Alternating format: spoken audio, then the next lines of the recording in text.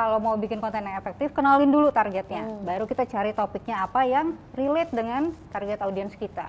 Yang perlu mungkin teman-teman ingat juga, nggak semua suatu hal yang trending atau yang lagi viral ini harus kita ikutin gitu. Jadi kalau misalnya memang tidak sesuai dengan topik kita gitu, ya nggak perlu, kita cari lagi aja trending yang lain.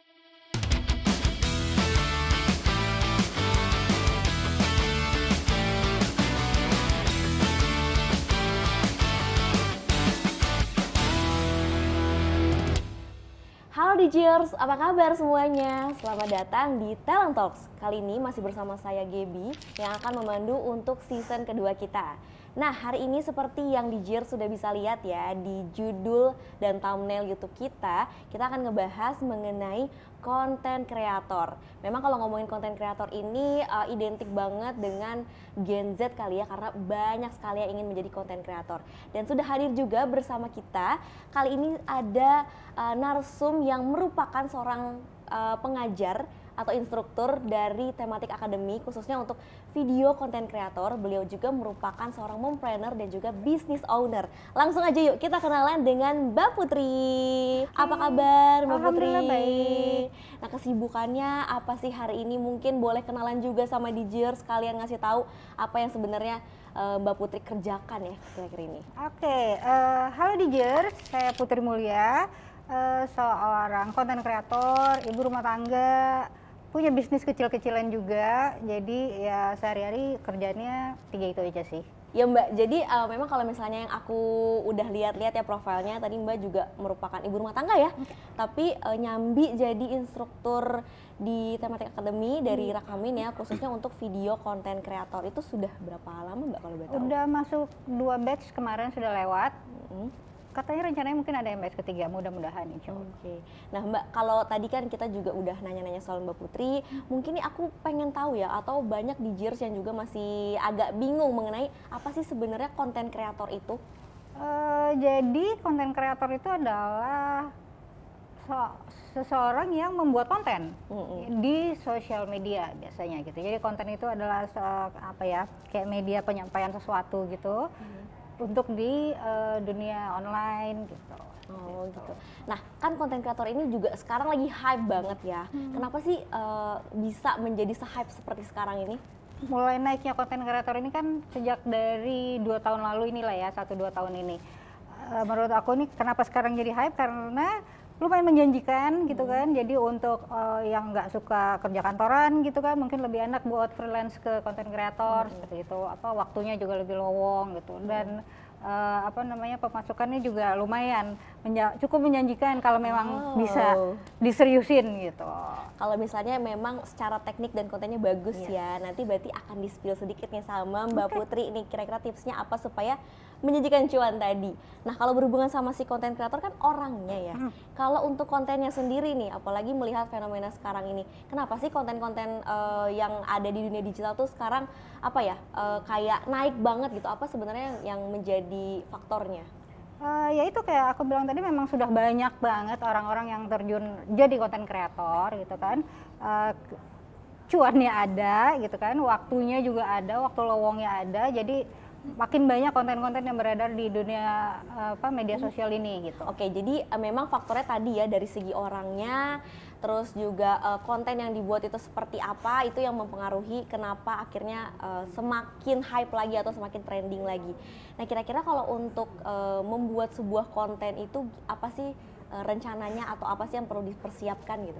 Kalau untuk yang serius jadi konten kreator, tentu aja semua harus direncanain gitu ya. Yang pertama kita harus tahu dulu target audiens kita seperti apa gitu kan. Mungkin yang anak-anak muda targetnya kemana gitu kan, yang pekerja kantoran kemana gitu, yang ibu-ibu rumah tangga juga kemana gitu. Jadi kita harus kenal dulu calon dan memang audiens kita seperti apa gitu. Jadi kalau kita udah kenal target audiens kita seperti apa, otomatis kita bisa bikin konten yang lebih tepat sasaran. Jadi kalau mau bikin konten yang efektif, kenalin dulu targetnya. Baru kita cari topiknya apa yang relate dengan target audiens kita. Berarti kita memang mulai dari si target audiensnya dulu ya. Nah kalau ngomongin target audiens itu kan kadang orang masih awam gitu loh, kayak aduh apa ya target audiens itu, atau emang harus gimana sih? Nah, ada nggak sih atau berdasarkan pengalaman Mbak Putri, bagaimana caranya menganalisis si target audiens ini supaya relevan dengan konten-konten yang akan dibuat? Oke, sebenarnya kayak ada sweet spot gitu ya. Jadi target audiens kita seperti apa, kemudian minat kita nih seperti apa. Kita misalnya minatnya apa gitu, kayak teman-teman aku mungkin ada yang suka masak gitu kan. Nah, oke, berarti dia targetnya misalnya ibu-ibu atau misalnya orang-orang yang memang harus masak gitu ya. Nah, baru diketemuin gitu loh, dia senangnya apa, atau audiens dia senangnya apa. Nah, itu akhirnya nanti ketemu. Itulah konten yang klik dan relate sama audiens harus seperti itu. Jadi kita minatnya apa, kemudian kita cari tahu juga audiens minatnya apa, mungkin audiens cari solusi apa. Nah, itu yang kita bikinin kontennya. Berarti kita lihat dulu nih, kita mau bikin konten apa, terus kita lihat nih audiensnya kira-kira cocok apa gitu. Misalnya aku, jadi memang harus diklikin antara kita dengan audiens. karena gitu. kan kalau kita bikinnya sesuai dengan apa namanya yang kita inginkan dan targetnya juga sesuai, pasti nanti akan semakin sejalan ya dengan konten yang akan dibuat. Iya, Oke. betul. Nah, terus kalau udah nih aku udah tentuin target audiensnya, aku juga udah tahu mau bikin apa. Gimana caranya untuk mengidentifikasi si konten kita ini supaya bisa mengikuti tren, karena kan ya tentunya kita harus mengikuti tren ya kan Mbak. Nah, gimana sih caranya supaya sejalan itu tadi si kontennya, target audiensnya, dan juga untuk mengikuti ke trennya. Oke, kalau masalah tren memang apa ya? Kalau tren itu kan memang apa namanya? Memang cukup bisa membantu mendongkrak gitu ya, mendongkrak konten kita gitu. Cuman yang perlu mungkin teman-teman ingat juga, nggak semua suatu hal yang trending atau yang lagi viral ini harus kita ikutin gitu. Jadi kalau misalnya memang tidak sesuai dengan topik kita gitu, ya nggak perlu, kita cari lagi aja trending yang lain. Oh gitu ya. Iya, karena kalau dipaksain juga, yang ada mungkin orang yang ngeliat malah males gitu kan, yang ada malah apa sih ini kok aneh banget kayak gitu. Karena kan ada yang kayak, wah kita tuh harus riding the wave gini ya, ternyata Kalau nggak cocok buat apa dipaksain? iya, gitu. jatuhnya malah jadi maksa, kontennya Iya. jadi orang malah mungkin jadi nggak tertarik ya karena terlalu memaksa itu. Nah kalau misalnya kita udah punya modal-modal tadi, ini ketika sudah masuk ke dunia digitalnya atau kita sudah mengupload konten kita itu berperang sama algoritma, Ya. bener kan ya Mbak ya? Nah algoritma ini ya bisa dibilang susah-susah gampang untuk ditebak.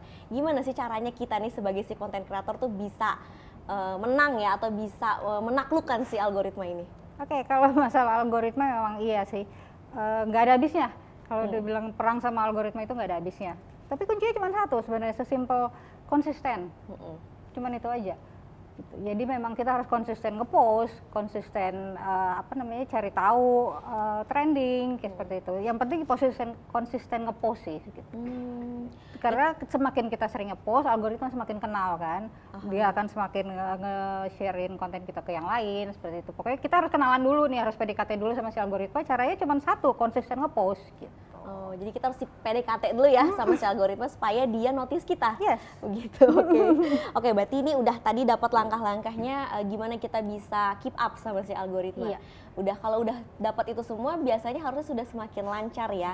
Konten udah jalan, orangnya udah ada, target audiens udah mantep, algoritma udah oke.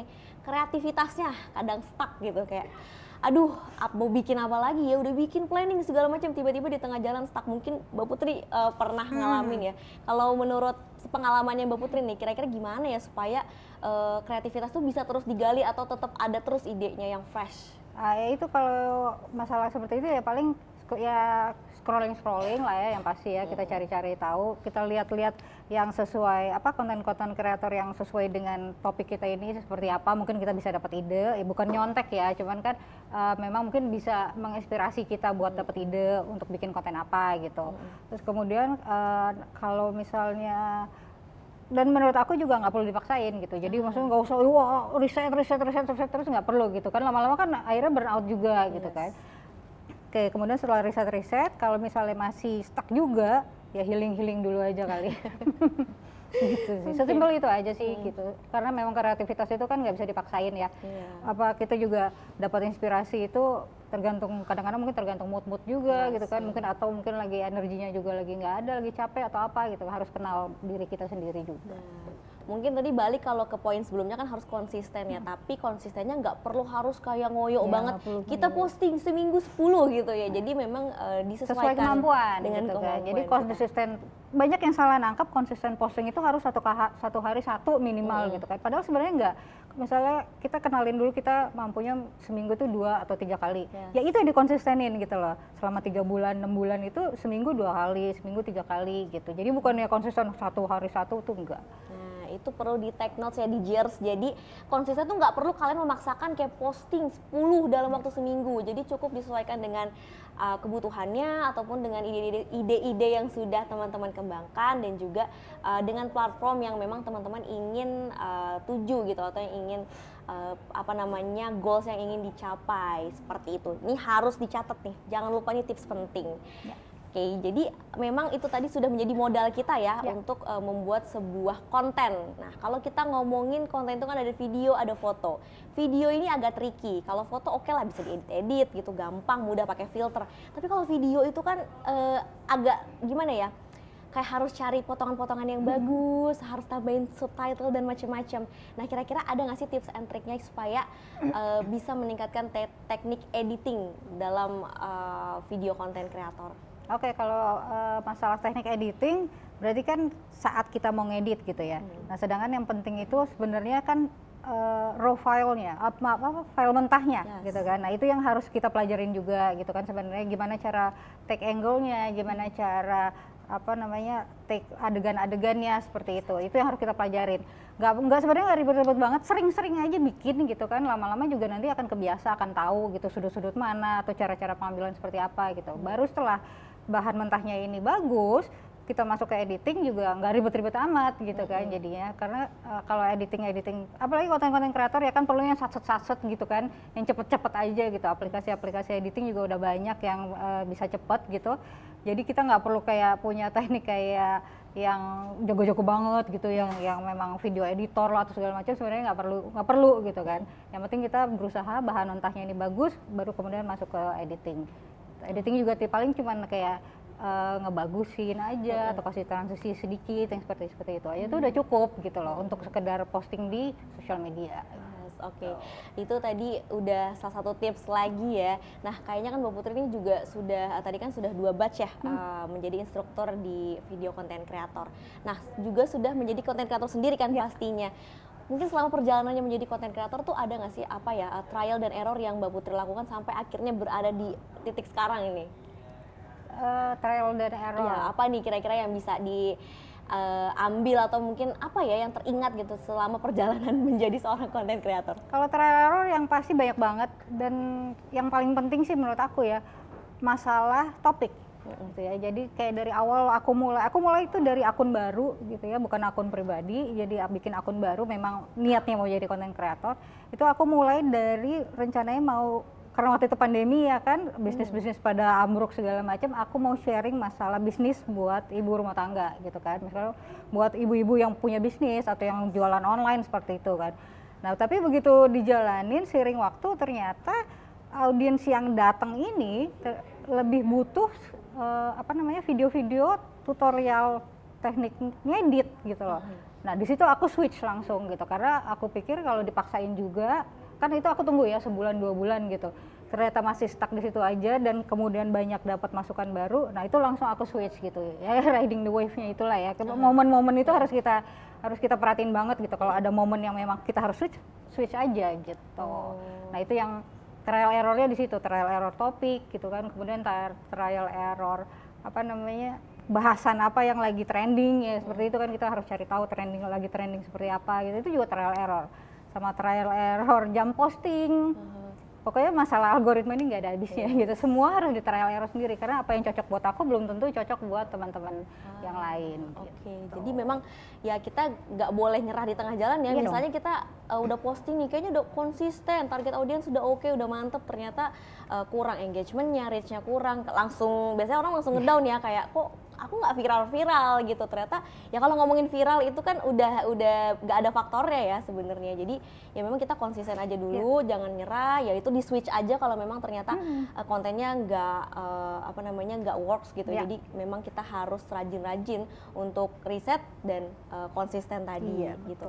Kalau menjadi instruktur ini pasti kan udah banyak yang dijalanin juga ya. Maksudnya ada nggak sih yang masalah yang paling banyak nih, yang paling common dialami sama teman-teman yang dilatih sama Mbak Putri nih? Kalau yang dari 2 batch kemarin itu paling yang pertama nggak tahu mau bikin apa. Gitu ya. Mereka nggak tahu bikin apa, juga nggak paham gimana caranya memulai gitu kan. Kemudian yang kedua yang nggak pede untuk tampil gitu. Padahal mungkin nggak harus tampil sebenarnya kan, banyak lah konten-konten yang nggak perlu tampil gitu kan, tapi sudah bisa punya audiens juga seperti itu. Jadi 2 masalah itu sih yang paling banyak dari yang kemarin itu. Oh gitu. Jadi pada ini ya merasa nggak camera face, jadi kayak bingung mau bikin konten yang seperti apa. Oh itu yang paling banyak ternyata masalahnya. Oke Mbak Putri, ternyata cukup banyak ya pengalamannya sampai sekarang menjadi instruktur juga di Tematik Academy. Nah kita akan masuk ke part selanjutnya nih. Jadi kita ada kuis. Quick question aja, nanti tinggal dijawab yes or no. Nanti boleh disertai alasannya seperti apa. Aku ada properti untuk ini bukan raket tenis ya, raket tenis meja bukan. Ini nanti kalau misalnya yes tinggal ditunjukin aja begini, no begini, boleh disertakan juga alasannya seperti apa. Aku pertama ya, konten gimmick yes or no? No. Kenapa nih Mbak? Nggak penting lah gimmick-gimmick, ngapain sih yang true dari hati aja gitu. Oh gitu, nggak usah terlalu banyak gimmick ya. Riding the wave oke, gimmick no? Yes. Oke. Konten clickbait yes or no? Yes, asal nggak terlalu menyesatkan. Clickbaitnya nggak menyesatkan gitu ya, maksudnya yang tetap menarik tapi nggak yang beda banget gitu loh gitu. Kalau untuk upload konten tiap hari nih yes or no? Yes, kalau sanggup. Kalau nggak sanggup jangan. Kalau untuk jumlahnya disesuaikan ya yes. Tadi. Nah yang selanjutnya nih, ini tadi mungkin berkaitan dengan pertanyaan sebelumnya ya, yang tadi kita sempat bahas. Malu-malu ngonten di depan umum, yes or no? No. Sekarang udah banyak kok, udah orang konten di depan umum, terus kemudian orang juga udah terbiasa ngeliat, tahu ada pasang tripod atau pegang kamera gitu, orang juga udah cuek aja gitu. Jadi no, nggak pakai malu-malu. Dan banyak cara juga ya Mbak, mungkin mukanya bisa di blur pakai topeng segala macam. Sebenarnya udah banyak kan, tinggal kitanya aja nih sekreatif kita. Yes. Oke nih, yang terakhir, fokus di satu platform dulu, yes or no? Yes. Tapi kalau saran aku kayak misalnya kita mau fokusnya di Instagram gitu kan, di satu platform gitu, kita ulik algoritma di situ, tapi tetap dibuang lagi kontennya ke platform lain gitu loh. Jadi siapa tahu, kita nggak pernah tahu rezekinya ada di mana gitu kan. Kayak waktu itu aku fokus di satu, ternyata meledaknya di satu, yang tidak aku urusin, itu hanya aku buat tempat taruh konten aja gitu loh. Jadi kita kan nggak pernah tahu, ya sebar aja semuanya, tapi fokus belajarin algoritmanya tuh satu dulu. Oke, jadi bikin satu konten khusus di ada main platformnya dulu ya, satu konten, nanti yang lainnya mirroring aja, nggak apa-apa. Kan buat platform ngetes, banyak gitu. kan, ada ini, di post di semuanya. We'll see aja rezekinya di mana. Yes, bener banget. Nah itu di Jeers, jadi sudah banyak ya tips yang diberikan sama Mbak Putri tadi. Yang pertama kita harus konsisten dulu, niat dulu sebenarnya ya. Kita harus niat dulu. Kita harus konsisten juga posting. Kita harus menentukan apa sih sebenarnya yang mau kita bikin, topiknya juga seperti apa, terus jam postingnya kapan dan lain sebagainya. Jangan pernah nyerah ataupun malas-malasan untuk membuat schedule, untuk membuat riset ataupun konten-konten yang ingin diposting. Yes, oke Mbak. Jadi tadi kita sudah banyak ngobrol juga ya. Makasih untuk Mbak Putri. Mungkin nih yang terakhir nih, aku boleh nggak minta closing statement dari Mbak Putri untuk DJers yang ingin mengejar karir sebagai seorang kreator. Silahkan Mbak. Oke, buat DJers yang ingin berkarir sebagai konten kreator, saran aku cuman langkah paling pertama itu temukan alasannya. Kenapa menjadi konten kreator, kemudian tinggal diikuti sama niat dan usaha aja gitu. Jadi jangan cepat nyerah, karena algoritma sosial media ini kita nggak pernah tahu gitu ya, rezekinya kapan tuh kita nggak pernah tahu gitu. Jadi konsisten ngepost, konsisten cari tahu trending, kemudian belajar terus, belajar ngedit, belajar copywriting segala macam. Pokoknya jangan capek belajar dan jangan capek posting juga. Jangan cuma bikin doang, abis itu nggak pede ngepost, langsung post aja gitu. Semangat. Oke, terima kasih Mbak Putri, sekali lagi thank you sudah hadir dan main-main ke Talent Talks hari ini. Semoga semakin sukses dan juga lancar ya. Amin. Untuk karirnya. Dan juga untuk DJers, terima kasih yang sudah menyaksikan Talent Talks di episode kita yang kali ini. Jangan lupa untuk selalu pantau, update, dan follow sosial media kita di @digitalent.kominfo. Juga untuk cek-cek pelatihannya bisa langsung aja ke website kita di digitalent.kominfo.go.id. Teman-teman DJers juga bisa langsung download aplikasi mobilenya di Play Store ataupun App Store. Sekali lagi terima kasih, mohon maaf apabila ada kesalahan. Saya Gaby pamit. Wassalamualaikum warahmatullahi wabarakatuh. Sampai jumpa di Talent Talk selanjutnya. Dadah. Aja yuk kita kenalan dengan Mbak Putri. Halo Mbak Putri. Mbak kayak tegang ya, kita santai aja hari ini ya.